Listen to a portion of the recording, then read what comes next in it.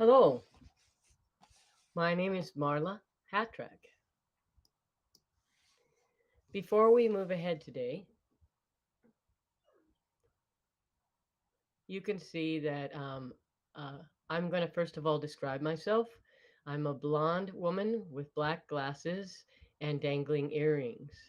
I'm wearing a brown suit with a gray pullover jacket. Behind me is a map, and there is a bookshelf next to me.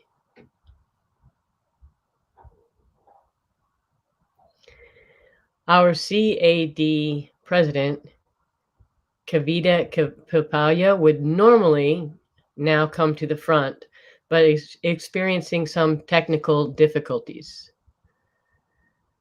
Perhaps I might need to change my my look to look like her for a few moments. Welcome to our third webinar.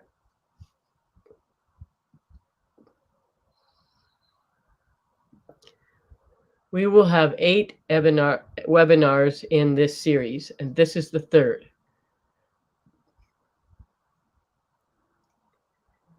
These presenters are from our 2020 symposium, Rethinking Ideology and Deprivation, Ideological Deprivation. You can look at our website at cad1906.org.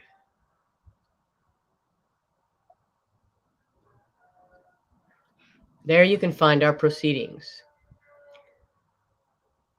We need to thank Google for sponsoring our webinar series.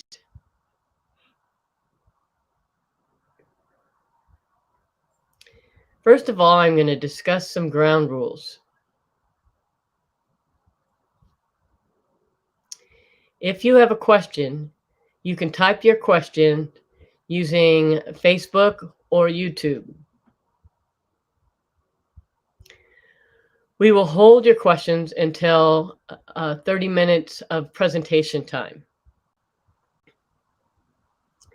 If you prefer to sign your question, let us know so that we can arrange the technology to film you as you sign your question. This evening, we're very fortunate to have Shira Grabelski as our presenter. She stepped in to replace our original presenter, who could not make it this evening. Our presenter, Dr. Osborne, was supposed to be our presenter but couldn't make it this evening.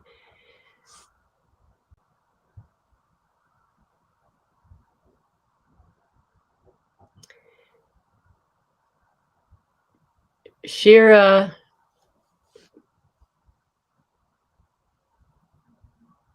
is a deaf and little person.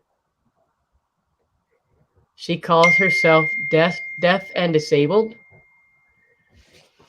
She engages in her work as a person with disabilities and as one whose personal conception of such has evolved over time.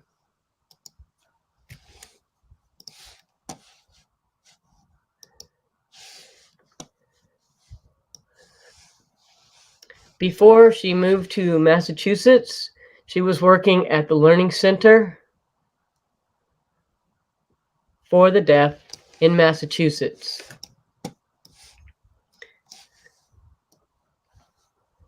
Before moving to Massachusetts, she worked at the New Mexico School for the Deaf as a curriculum specialist. Then before that, she was at California School for the Deaf as an elementary ASL teacher. And she was also an executive director of Deaf Abused Women's Network in Washington, D.C. She spends her time thinking a lot about pedagogy,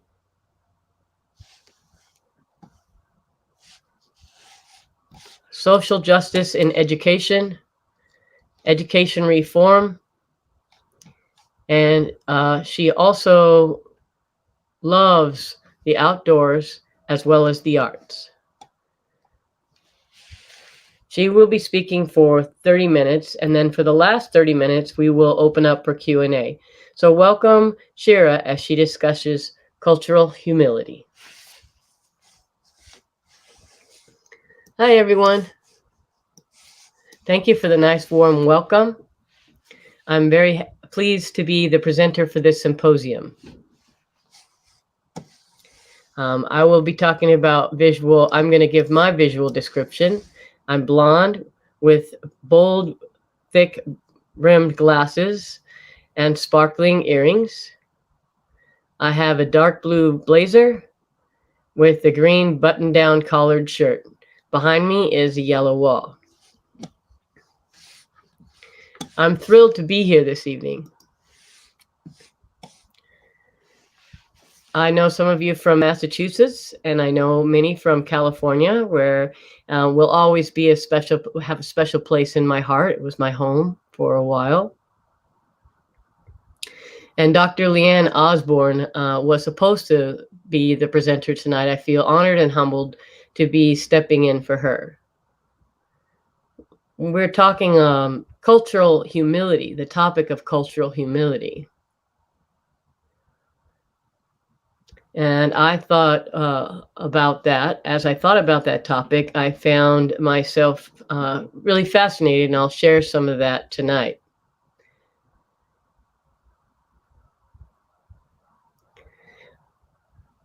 So I'm going to use this sign for humble. What I mean is cultural humility. Okay. You can see in this slide that, yes, it's a picture of me, and that there are 3 questions.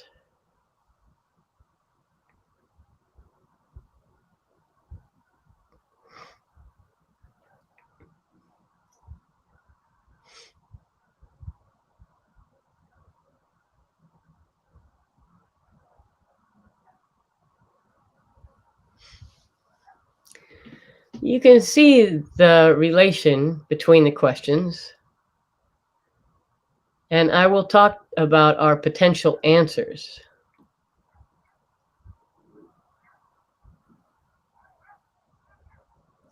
First of all, what's going on in this picture? Perhaps you look at that picture, and what comes to mind is, oh, that's Shira as a young child, lying down on the floor, counting or perhaps signing. And there's a rug in the picture as well. It looks like the picture might have been taken in the 80s. Those might be some of the possible answers that came to your head in regard to the first question, what's going on in this picture? Or the second question, what makes you say that?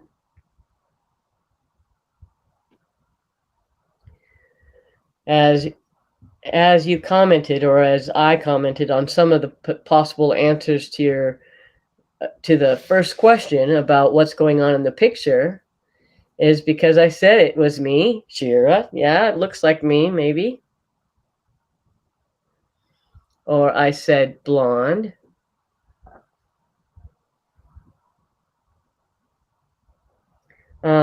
It looks like the person could be signing, the child in the picture looks like they could be signing, and then there's a paper down there. So there could be different reasons for having the paper or what was being counted.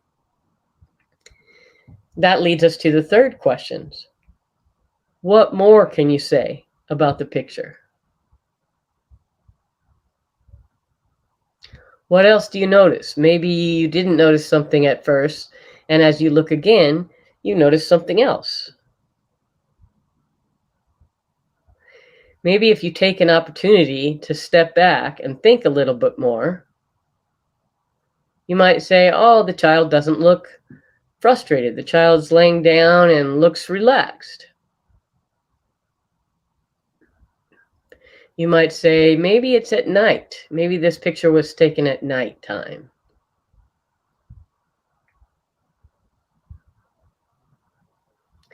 Then you could ask again, what more could you say? And then you might say, oh, it looks like the child in the picture has pajamas on. So you may always go back to what's going on in this picture and thinking about what makes you say that. Well, maybe it's a prompt, or maybe you're thinking more deeply, or maybe in doing that and moving through that process, it becomes iterative and reiterative. You go back through each part of the question, each of those questions again, so that you get some visual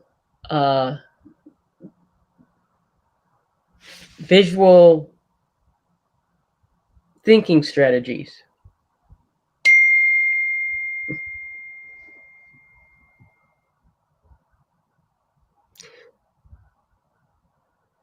So I'm going to refer to those 3 questions as we move through the rest of the discussion tonight. I'm just going to share some ideas, and then I look forward to your feedback and your thoughts. So VTS is what I'm going to use for visual thinking strategies.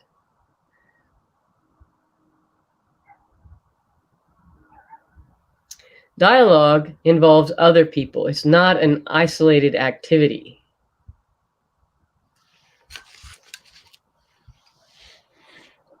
Discussion influences our awareness. Interactions with others lead us to new thoughts, new ways of thinking, and new perspectives.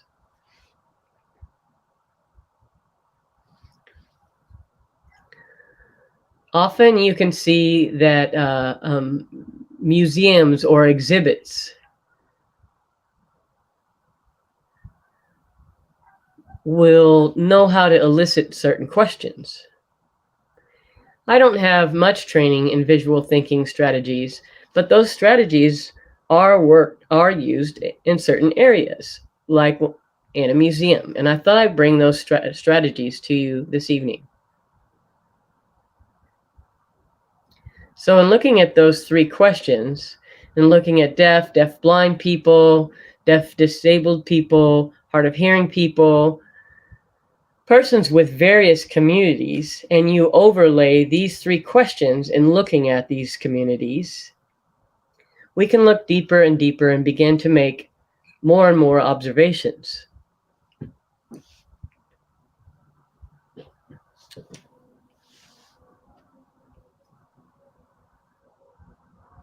If I return to the first question, what's going on in this picture?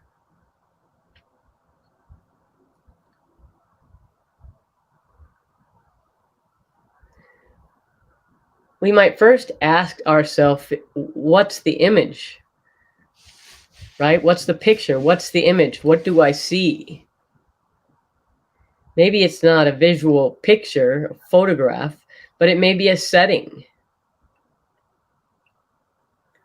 There's an opportunity for us to think about a picture in a much broader sense, the world around us. It could be the entire world. Or maybe it's one specific scene or one specific experience, one moment in time. And that may be the picture that I'm going to look at. It may be a memory. It might not be a snapshot, one single moment in time, but a period over time. So in order to find our space in this picture, while we want to better understand our own position and how we fit into this picture or context as experienced by others. Now, with the idea of concept, you might also ask yourself, what's going on? Well, what do we mean by what's going on, right? What's happening? What's going on? What's happening in this picture, in this context, in this situation? And also, what is not going on? What do we notice that is happening, which means then, by extension, what is not happening? And that may be an important part of getting the full story of what's going on in the picture.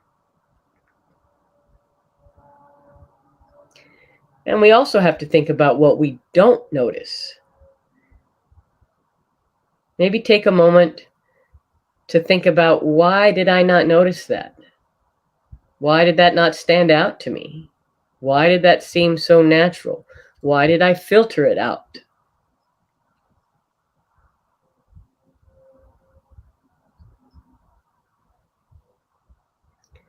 Sometimes we might need to ask more questions of ourselves about why we overlooked something or why we filtered something out when it seems like it might be something important to someone else.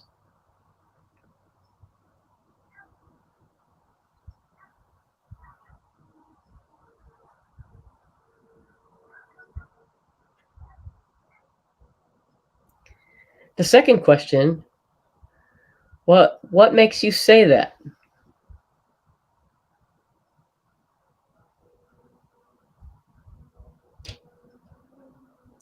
And that gets us to the next step. So now we've seen the picture. So what makes us say something? What are the reasons behind our choice? Right? So when we're asked a question of what's going on in this picture and what makes you, it gives us agency. Is without the world, what do I see? And where does this fit in my world? Then as you ask questions, more questions of me, it increases our positionality in how we figure out our space in the world. And we begin to explore more carefully and think about the reasons behind why we noticed or why we chose to call something out or say something about what they saw in the picture. For example, in the picture of me lying on the floor, and someone might have said, she's counting. Maybe I said that because I know that when I had the paper there and the pencil there and I had an 8 in my hand, I know what was going on in that situation. I knew that because I experienced that. That's me. But if that weren't me, maybe I wouldn't make that association, or maybe I would have. I've had a similar experience and she's counting.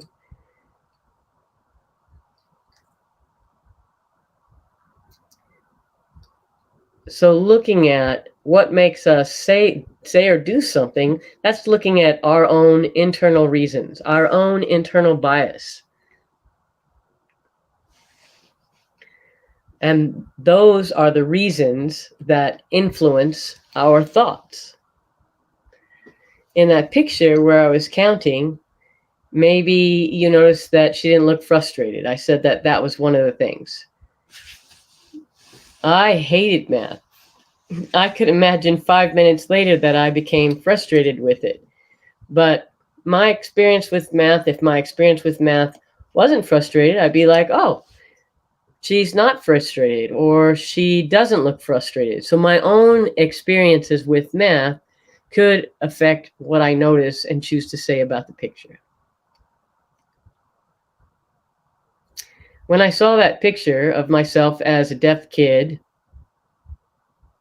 I decided to use that picture for tonight and ask the 3 questions.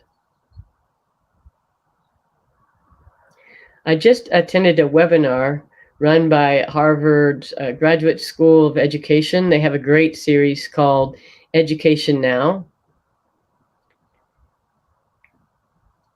One of the webinars had to do with trauma in children and how they navigate that in educational environments, and how teachers and educators might help them navigate school environments.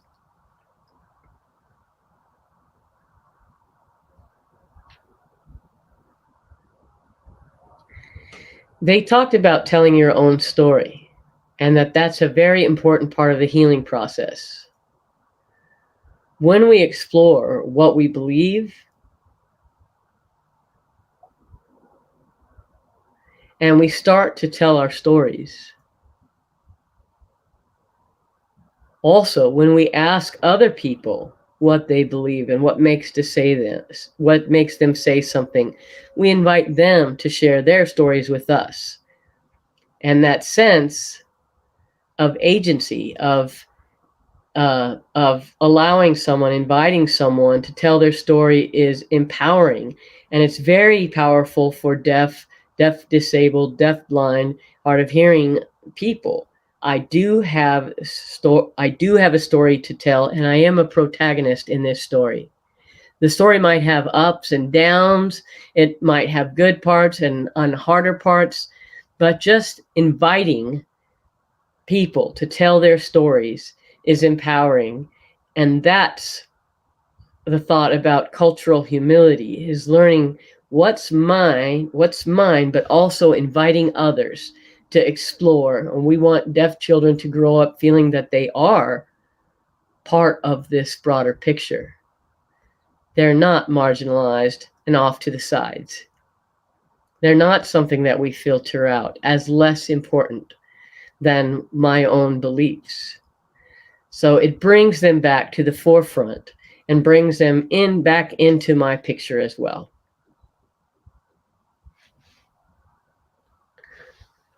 So I borrowed that value of telling the story with the lens of trauma, which I personally don't know a lot about, but I wanted to learn more. So I borrowed the concept of tell me the story to help us remember that it's okay to tell our stories. And in telling our stories, it will shape other people's experiences. Once we find out why it is, what are the reasons that I'm sharing that story, then that also helps us to all grow and learn together.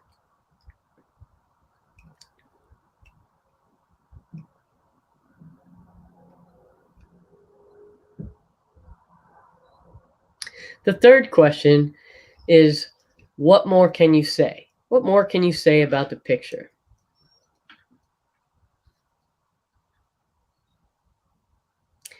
In that, there are two principles. One is, if you think about it, are there thoughts that you had before, or is it something that comes to you the first time? It's something that's coming to you the first time. Is looking at where those thoughts come from. Is it something you didn't have and now you have? Why? What changed? Where's that more come from? And I think that question, and maybe the time between the second and third question, is really important to think about.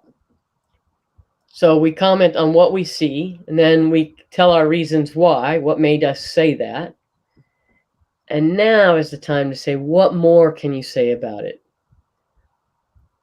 Sometimes if you jump right into it, you don't have anything else to say because you haven't had time to process the information that has already been shared, that has already been delivered. So it's okay to pause and think about, okay, I've learned, I've seen this picture, I've heard this story, I've seen another picture, I see these beliefs, I hear what other people are saying. It's okay to pause with all of that. And then when someone asks me, what more can you say? Now you may actually have more to add because you've had time to reflect. In a museum setting, that third question also often occurs with a pause. A pause is given because people who facilitate VTS, the process of VTS, knows the value of dialogue. So they might say, see this picture, what do you see? And people will share what they see. And then the facilitator will say, what makes you say that? And people will share a few more answers. Then they'll pause before asking, what more can you say? If there is not another pause, you might just say, I saw what I saw. But when you have a group together and you have some dialogue and you give a pause between the second question, what made you say that, and the third question, it does bring up other points. It does bring up good conversation. Cultural humility may mean a willingness to give it a try. I'm going to go ahead and throw this out here. I'm going to share something, which then leads to more and more discussion.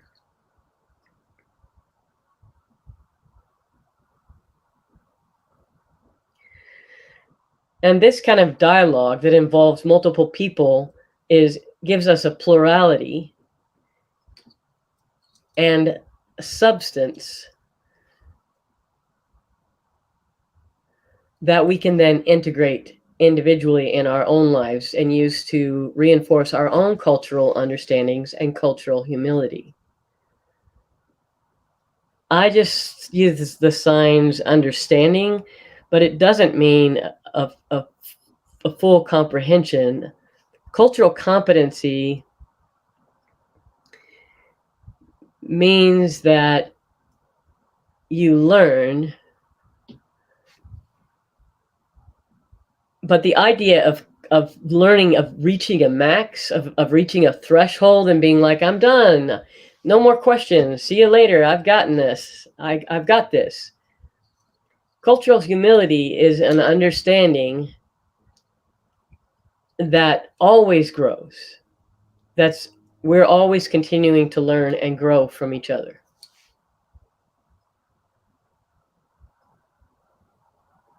So considering why did you say that? Where did that come from? How can I learn? Who can I learn more from? Often, children provide the answers. If, for example, you ask children, what do you see? What challenges are you facing? What's going on in your world? It may challenge my belief systems. Not just children for their experience as children, but who they are as people, their family background, their values, their worldview, and taking the time to ask them what it is that what they see and what they believe, and that really gives us a lot of information, and it's really valuable.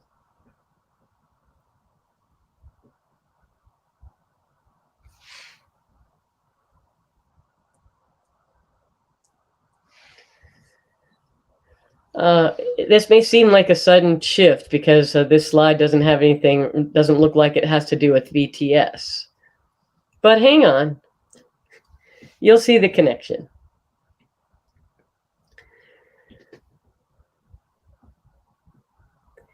Now, VTS is used in the art world, but it's also used in the classroom.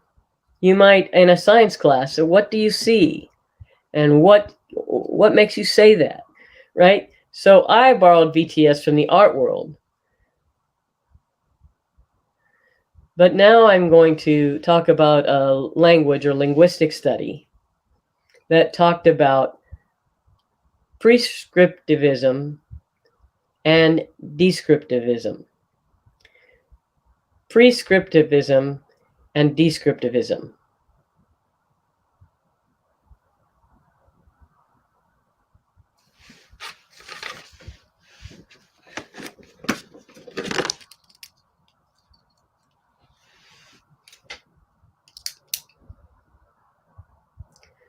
So again, in thinking about VTS, using VTS to find more about individuals' experience, collective experience, and cultural experience, in using VTS, these three questions,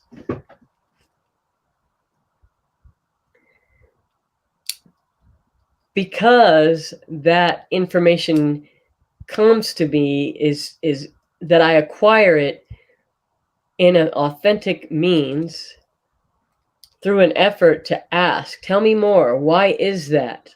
So we get information that validates itself. And we also get a better cultural visibility, because something that we're not filtering out, because we're getting the stories directly from the people. Now, what do we do with this information? That's an important question to ask ourselves too. Once we've been given this information,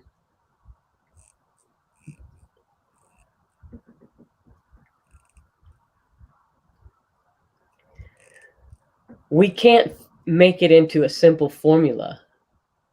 That would be prescriptivism. Like, here's the language, here's the structure, here's the grammar, here's the rule. That's what makes it a language, right? That's a concept of prescriptivism. For example, if we look at the idea of prescriptivism with cultural humility, that this kind of person will experience this, and therefore they will behave like this, that's not going to work. There's another way to study language that has to do with descriptivism. And then in this situation, you look at what makes language, and what makes language is people's use of the language. And for a descriptivist approach to language study, that's important, is people's use of the language. Now, this is true with cultural humility as well. Is what kind of information we have in our toolbox is important, but also what do we do with it? Do we try to fit it into a particular box? Like, oh, you are this, you are this, you are this, and then we categorize, organize, and be like, okay, I got it, see you later. That might be one way, but it might be more powerful to use descriptivist techniques in looking at cultures and cultural humility.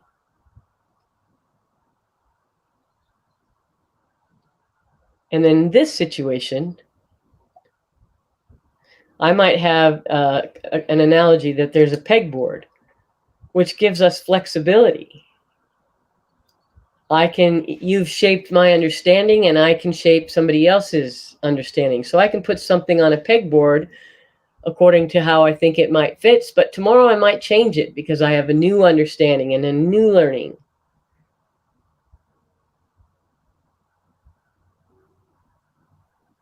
So because of what I've learned, and because of how my thoughts have been shaped, then a pegboard might be a better choice. I like that metaphor for this evening's conversation on cultural humility, because I don't have the right answer. So thinking about a pegboard, right? What are our pegboards in terms of how we learn, and what strikes us, and what makes us say that? I think those questions are not as a challenge, but it's an invitation. Tell me more. Who are you? What's your place in this world? What's in the picture?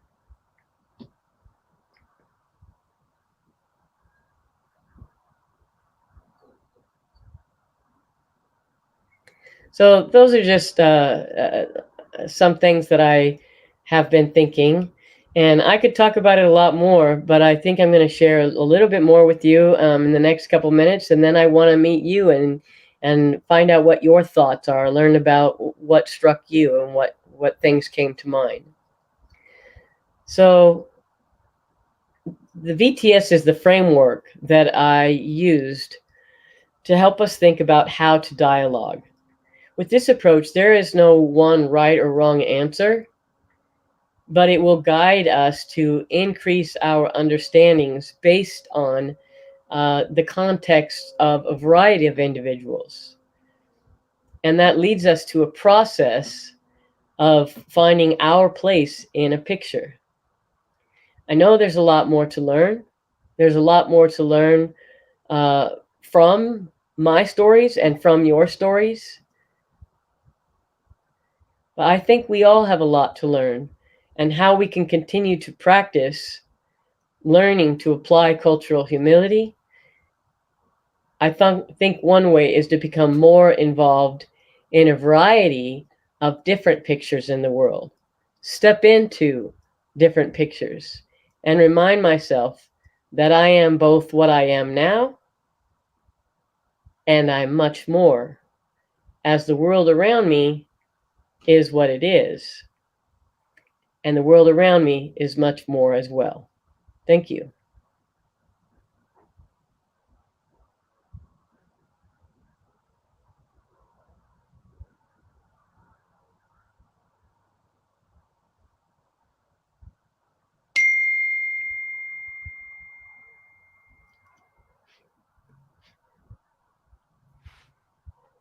That's fine, no problem. I just had said that my email, I forgot to point out.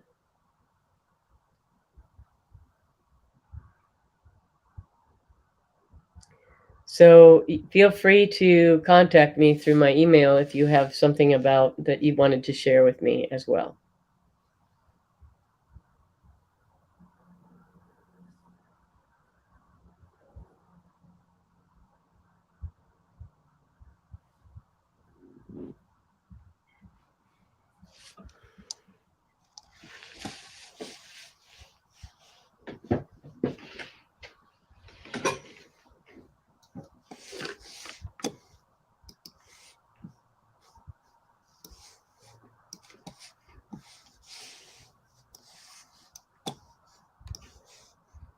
Nice job, Shira. Wow.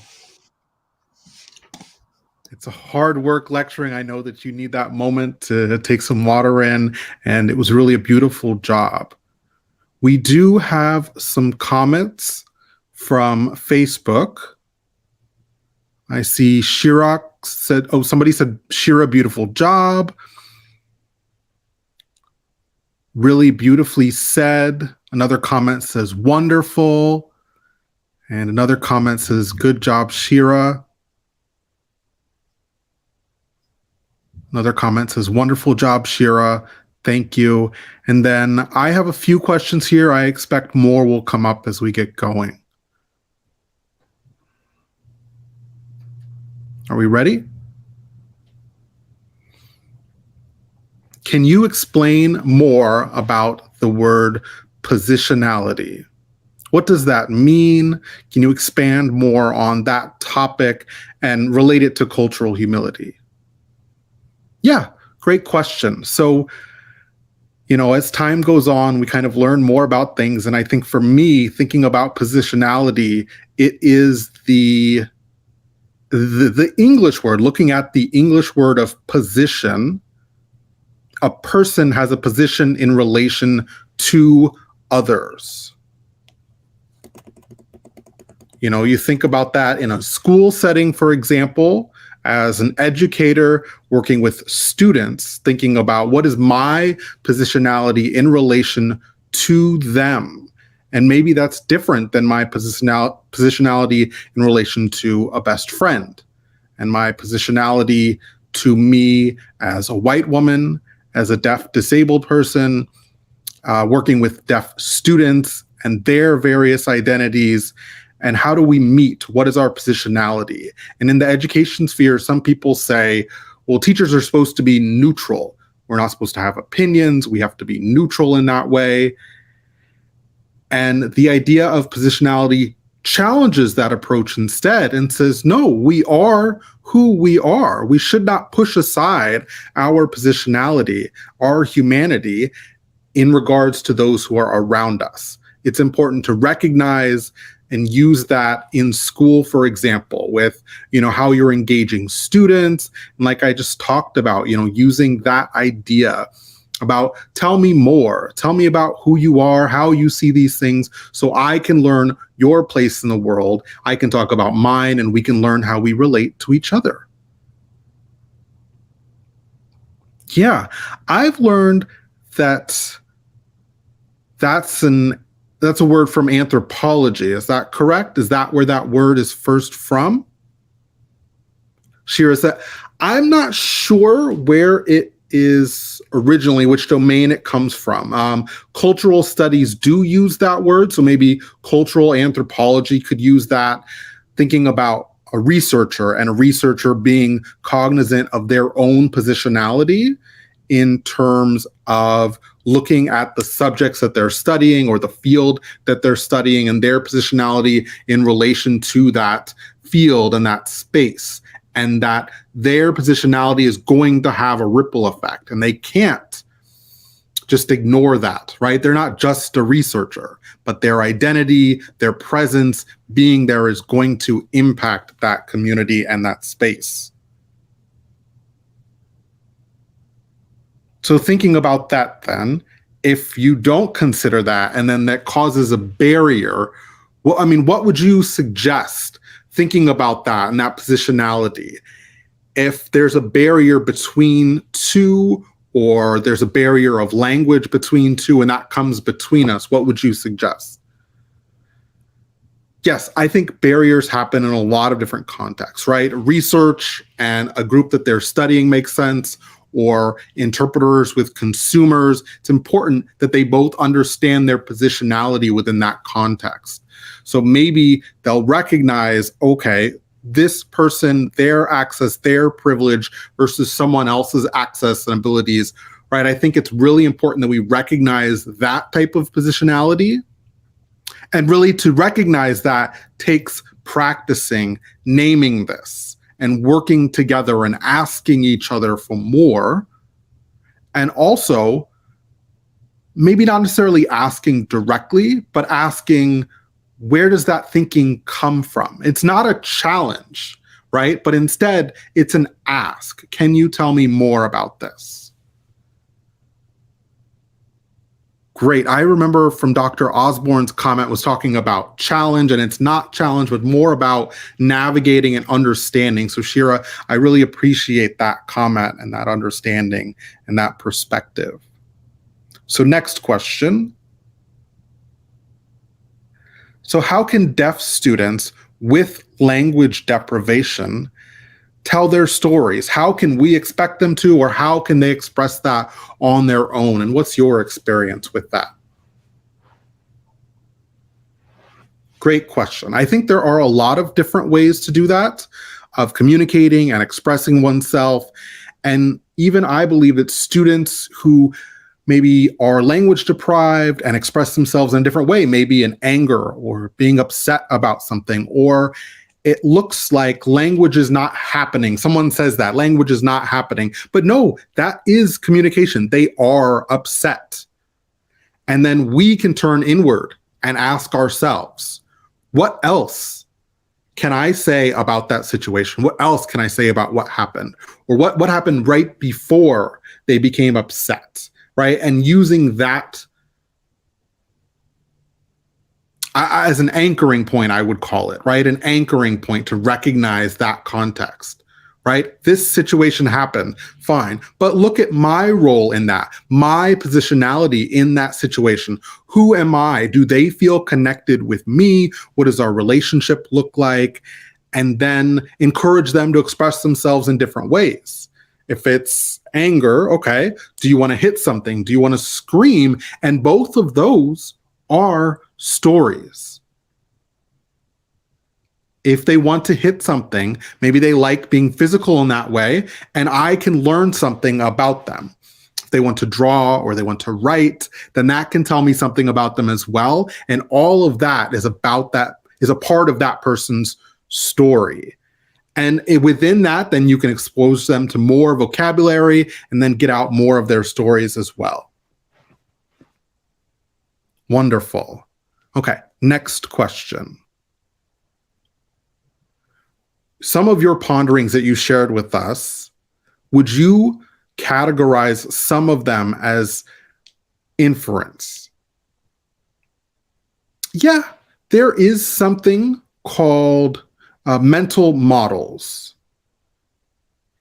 And that is how we perceive the world. We all have our own mental models, and how we get to that place is through inferring things about the world, right? We're climbing a ladder of inferring, right? Wait, did I ask a question? How did I get here on this part of the ladder? But that process itself is about inferring my perspective. What are other perspectives? Asking other people, what is your experience like?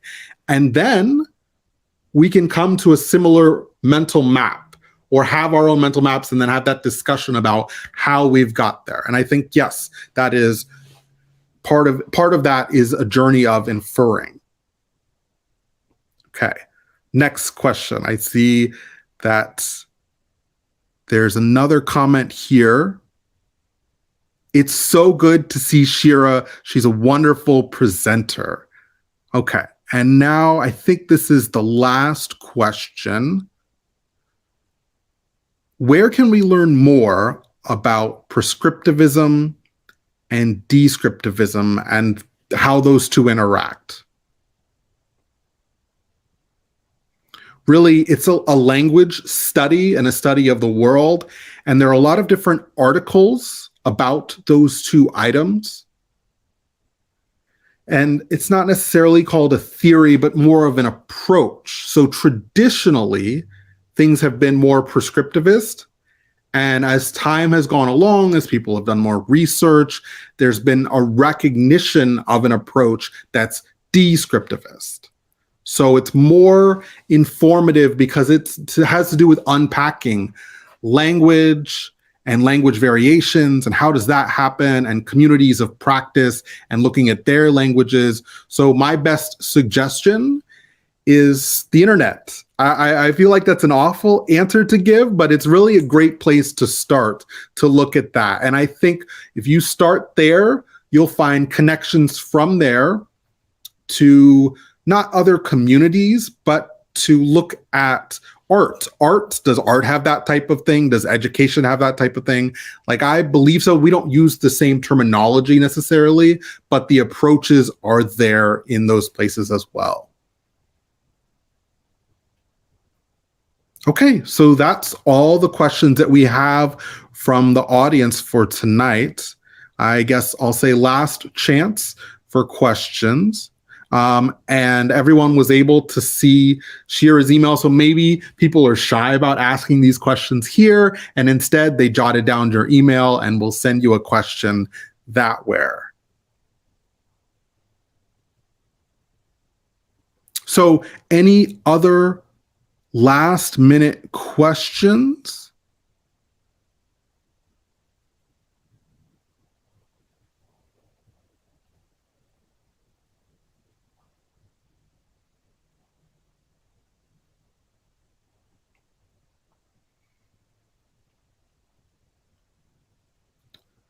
What is that saying at the wedding? Right? To hold your peace. If you can't say it now, you can't say it ever, right? Okay, so I think that's kind of what we're here, the webinar, if no one has anything else to say.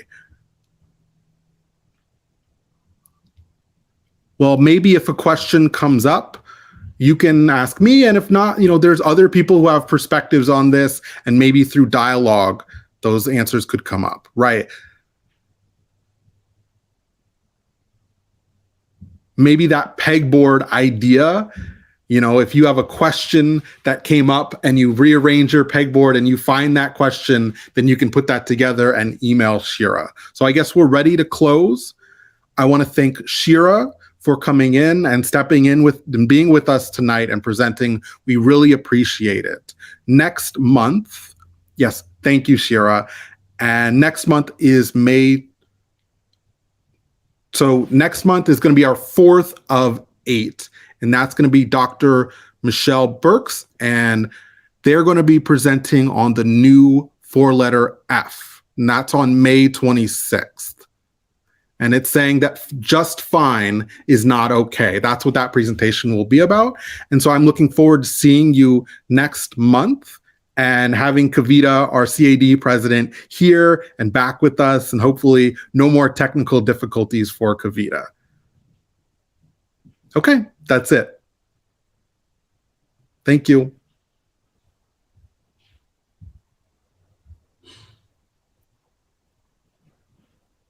All right. All right. Have a great night. I know it's late there in Massachusetts. All right. Have a great night.